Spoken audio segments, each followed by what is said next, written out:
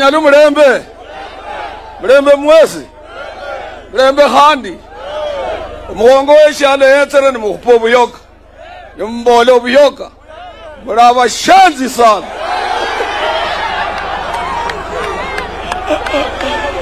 Watu wa Shinyalu, ninataka kuwashukuru, mmekuja kwa wingi kuhakikishia rais wetu ya kwamba sisi kama jamii ya Mlembe tuko pamoja na sisi tuko ndani ya serikali yake.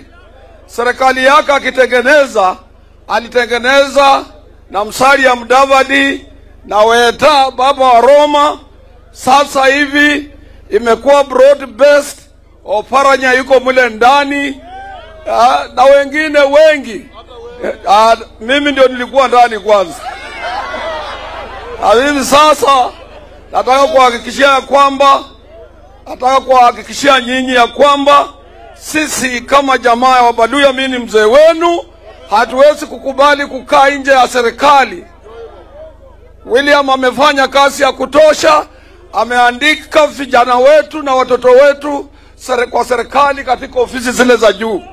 Hapa chini tutamshikilia ili mipango yote inayokuhusu ni lazima muwe ndani.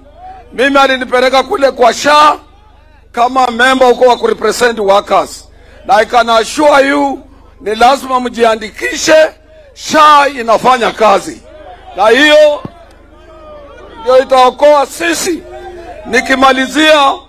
Nikimalizia nyinyi kule Malava tuna candidate wetu kijana mdogo anaitwa David Ndakwa.